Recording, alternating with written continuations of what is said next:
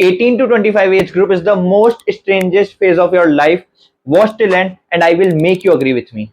So hey guys, this is Vaibhav, currently a third year MBBS student. But आज मैं तुमसे as a MBBS student नहीं, as a 20-year old बात करूंगा. I have recently turned 20 and lying in mid of this 18 to 25 age group. See, जब हम बड़े हो रहे थे ना, तो यार लगता था कि यार एक बार 18th के हो जाएं तो यार हमें फ्रीडम मिल जाएगी, अपने डिसीजंस खुद ले सकते हैं, इंडिपेंडेंस मिलेगी and the life will be so much beautiful. But beautiful life का तो पता नहीं, एक्सपेक्टेशंस जरूर बहुत आ गई, रेस्पॉन्सिबिलिटीज बहुत सारी आ गई, प्रेशर बहुत सारे आ गए, majorly being the career pressure. See the problem is 17 तक हम खुद को बच्चा मानते हैं, सब हमको बच्चा मानते हैं, and from 18th onwards we have suddenly grown into adult. But adulthood से डील करना किसने सिखाया नहीं. एकदम से इतनी सारी रेस्पॉन्सिबिलिटीज आ रही हैं. Whichever career you are in, उसमें तुम्हें सक्सीड करना है, और अगर तुम्हारी एज का कोई और आसपास का सक्सीड कर जा रहा है तो उससे कांस्टेंट कंपैरिजन तुम्हारा किया जाएगा, उससे प्रेशर बिल्ड होगा. आज के टाइम पे नई स्किल सीखने का प्रेशर है, ऐसी स्किल जो तुम्हें आगे जाके कमा के दे सके, तुम्हारे लिए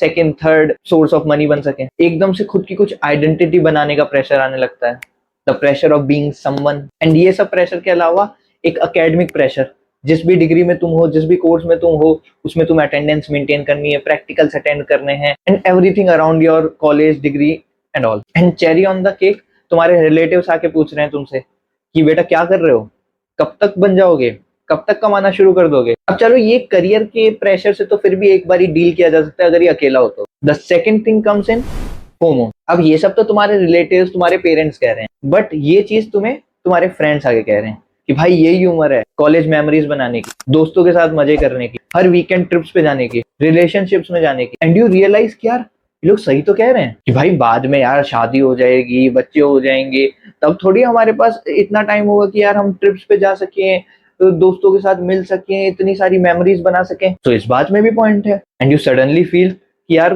मुझे ये करना चाहिए, अपने करियर पे ध्यान देना चाहिए या ये सब ध्यान दो. And then comes the money crisis. See, जब तक हम 17 के थे ना, हम अपने मम्मी पापा से कुछ भी पैसे मांग सकते थे कि मम्मी पापा मुझे ये करना है, कहीं मना करें तो यार रो धो के ले लेंगे. बट अब हम अडल्ट हो चुके हैं, अब अगर वो तुम्हें मना ना भी करे ना, खुद से ये फीलिंग आने लगती है कि यार अब मैं बड़ा हो रहा हूँ, मुझे खुद से कुछ कमाना चाहिए, कितना मैं माँ बाप के पैसों पर डिपेंड करूंगा.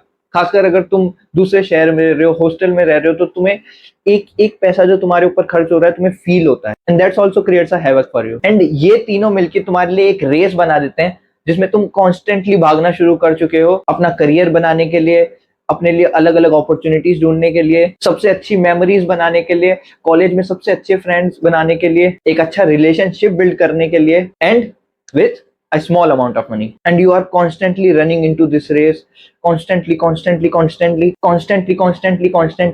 career pressure, FOMO, money, race, constantly चल रहा है, and everything suddenly stops. You feel like what is happening, what I am doing, मैं क्यों exist कर रहा हूँ. That is known to be as existential crisis. That is very common in this age. You feel like everything has stopped. मैं कहीं पे succeed नहीं कर पा रहा हूँ, ना मैं अच्छी कॉलेज फ्रेंड्स बना पा रहा हूँ, ना अच्छी मेमोरीज बना पा रहा हूँ, मैं उसमें भी लैग कर रहा हूँ, मैं अपना करियर भी नहीं बना पा रहा हूँ, मैं अपनी फैमिली को फाइनेंशियली सपोर्ट भी नहीं कर पा रहा हूँ, ना ही मैं अपनी घर की जो रेस्पॉन्सिबिलिटीज है उनको अच्छे से निभा पा रहा हूँ. एंड देन इस उलझी हुई लाइफ में तुम ढूंढना चाहोगे कोई एस्केप रूट.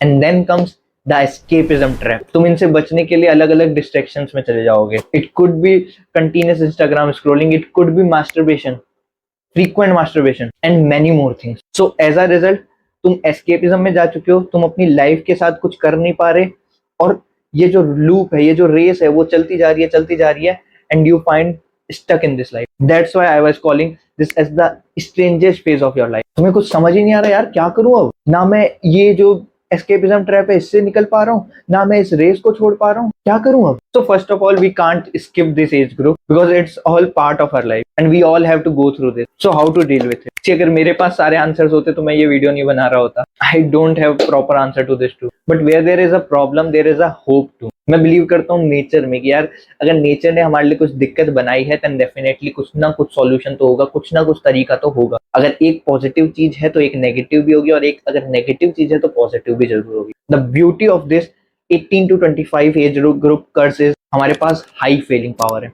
हम जितना चाहे फेल कर सकते हैं. इस उम्र में हमारे पास उतनी भी रिस्पॉन्सिबिलिटीज नहीं है, हमारे पास किसी को खिलाने की रिस्पॉन्सिबिलिटी नहीं है, हमारे पास अपनी शादी को संभालने की रिस्पॉन्सिबिलिटी नहीं है, हमारे पास अपने बच्चों का ध्यान रखने की रिस्पॉन्सिबिलिटी नहीं है, and we are too much free कि भाई हम बहुत बार फेल हो और जल्दी जल्दी फेल हो, and thus we can try out so much thing and see किसी भी प्रॉब्लम का सॉल्यूशन ना उस प्रॉब्लम के साथ रह के ही निकलेगा, उस प्रॉब्लम से दूर भाग के एस्केपिज्म में जाके नहीं निकल सकता। तो यही चीज मैं खुद को समझाने की कोशिश करता हूँ, वही तुम्हें भी कहने की कोशिश करूंगा कि यार try to avoid this escapism loop. Escapism से कभी सॉल्यूशन नहीं निकल सकता। एंड सी सिंस यहाँ पे अभी बहुत कुछ हमारे पास करने के लिए, बहुत सारी चीजें करने के लिए हैं, तो डेफिनेटली हमारे पास लर्निंग के लिए भी बहुत सारी अपॉर्चुनिटीज हैं। पर लर्निंग हम तभी अच्छे से कर सकते हैं जब हम अपने कंफर्ट जोन को छोड़ के उसके बाहर रह के अपनी बाउंड्रीज को एक्सटेंड करके प्रॉब्लम से लड़ेंगे। So the final quote for the hope is कि यार प्रॉब्लम्स हैं, डेफिनेटली हैं, बट अगर हम एस्केपिज्म से बच के